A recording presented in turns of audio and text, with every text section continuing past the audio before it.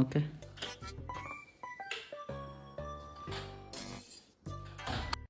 అరే మనోజ్ సారీలు ఇప్పుడు రిటర్న్ చేయరా. లేదు సార్ లేడు, వేయండి. మాయా ఆడు మళ్ళీ సేట్రా పరిస్థితి. ఒత్తిరానే గోడ దోపెట్టద్దు మడికి.